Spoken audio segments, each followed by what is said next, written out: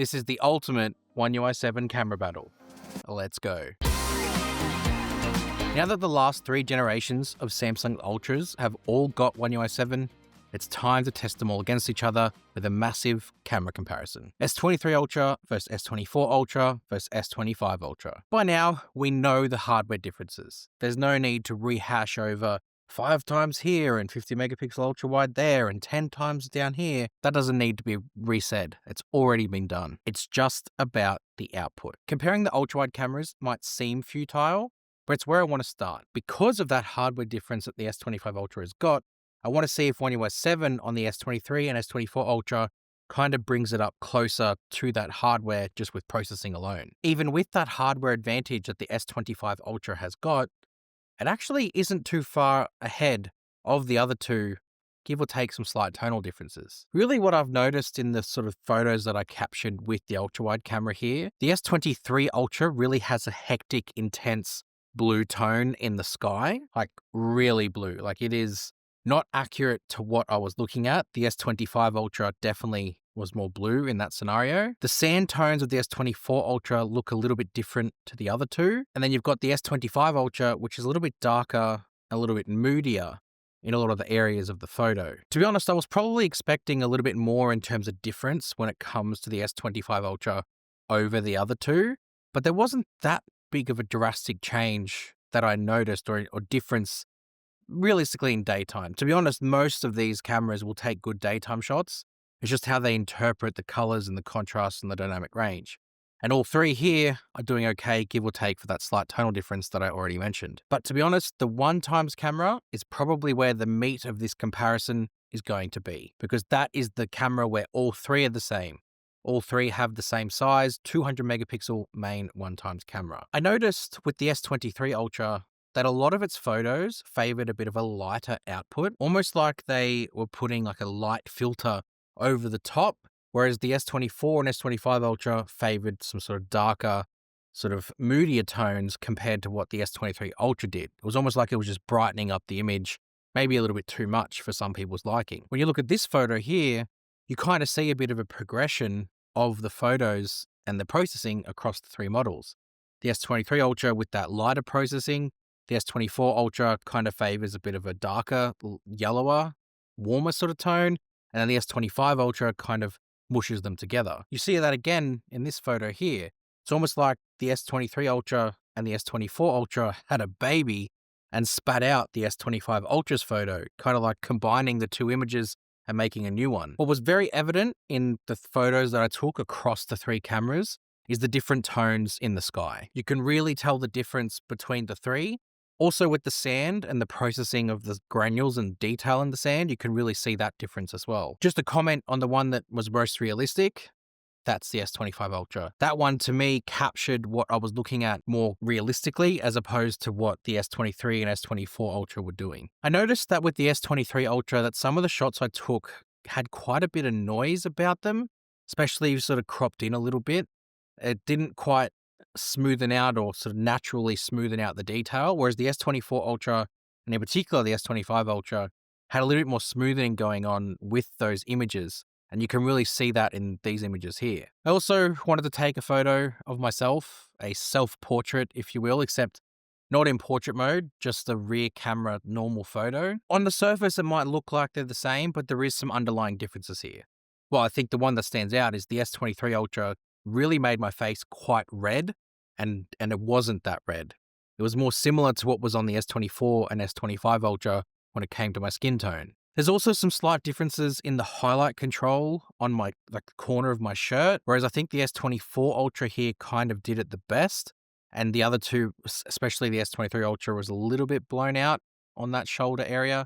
But outside of that, outside of the red as well, they're very, very similar. They've got the same bokeh and depth of field. Quite nice shots, if you ask me, especially the S24 and S25 Ultras. I did take a 200 megapixel shot as well, and I think what I really noticed is how the S24 Ultra messed it up big time. It did not process a 200 megapixel shot accurately, where the S23 Ultra had some slight changes from the 12. Here's the 12 megapixel, and here's the 200.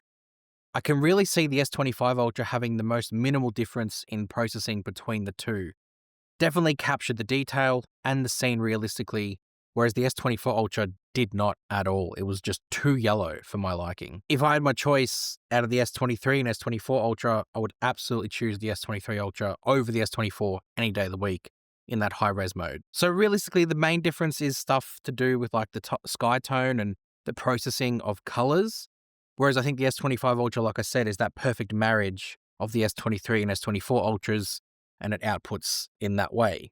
Whereas I think out of the two S23 and S24 Ultra, I don't know, it's a bit of a back and forth about which one I would choose. I compared the zoom because they have zoom. What actually surprised me is how well the S25 Ultra is doing at 10 times zoom compared to the S23 Ultra that has the actual dedicated 10 times zoom camera. The S23 Ultra maybe has some slight advantage in detail, but it also has a lot more noise, even after this update, which I was surprised by. The S24 and S25 Ultra have a bit more of a slight artificial, more processed, darker tone to it, but when it comes to like detail and sort of how it looks and presents itself, I prefer those over the noisier and very light S23 Ultra. But then extending beyond 10 into the 30 times range, you can really see, I guess, the limits of the S24 Ultra, especially with the 5 times camera and the processing that it has. It just doesn't capture the same amount of detail as the other two. The S23 Ultra, obviously, in my opinion, wins the detail race here. But I think, again, the S25 Ultra is like that perfect combination of detail, but also more realistic image processing, where it captures everything in the sort of colors it should be, as opposed to really heavily over-processing it. So I would take the outside two versus the middle one any day. But honestly, if you're just taking photos of signs from far away, there's not much to split here. But when you look at the S25 Ultra with that 10 times and 30 times, this is where I think the configuration of the S25 Ultra especially is a winner for Samsung. The 10 times photos that you take are near enough to the detail on the S23 Ultra, but with better processing. And you have a better range thanks to the 50 megapixel 5 times optical zoom camera. Where the S23 Ultra has to go between 3 and 10 with that 3 times camera, it can't make up that difference because it's only a 10 megapixel resolution. Whereas that 50 megapixel one at 5 times can go from 5 to 10 and capture a clean shot. And you can see that at the 5 times, the S23 Ultra just does not have it because it's using the 3 times camera to jump to 5 times, whereas the S24 and S25 Ultra have got that pure optical zoom at 5x zoom. When it comes to videos, there's very obvious differences when it comes to the sky. You can clearly see a difference in how it's processing the blue of the sky, and a little bit to do with the water as well. You can see that. The S23 and S24 Ultras were quite similar, whereas the S25 Ultra was the most accurate when it comes to reproduction of that sky. But you can really see the difference with the S25 Ultra and Samsung's attention to detail with videos with the S25 series. The video stabilization, the video color reproduction, the detail, all superior on the S25 Ultra here compared to especially the S23 Ultra, but also a little bit over the S24 Ultra. I love the stabilization and the balanced output, and it's just very evident to see that progression across the last 2 years. The S24 Ultra and S25 Ultra now both support log video. Samsung chose not to bring it back with One UI 7 to the S23 Ultra, and you can see log all next to each other. Obviously, the flat profile doesn't look great, but the second you reproduce the color or sort of do some color correction, it sort of brings it up and again shows its prowess of video over the S23 Ultra. The S23 Ultra and S24 Ultra have a toggle for HDR10+. With One UI 7, it's now brought that toggle into the camera mode where you can just toggle it on. And HDR10+ really goes that extra mile. Probably won't look great when I sort of edit it here because it's, needs a proper display and proper editing to showcase it.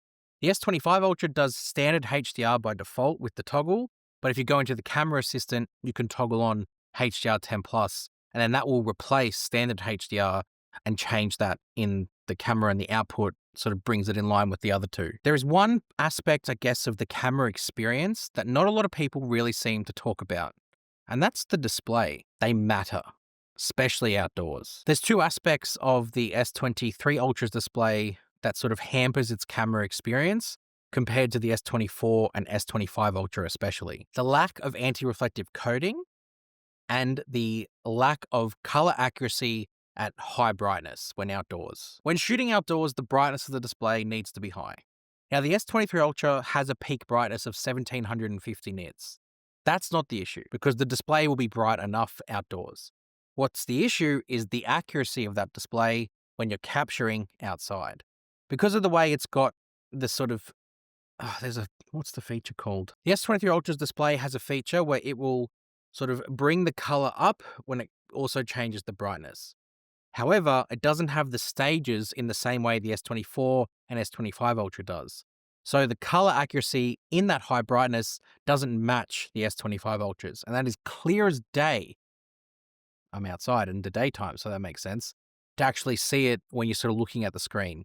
The blue in the sky is not representative of what you see, whereas on the S25 Ultra, you can absolutely see it clearly, it way more accurately.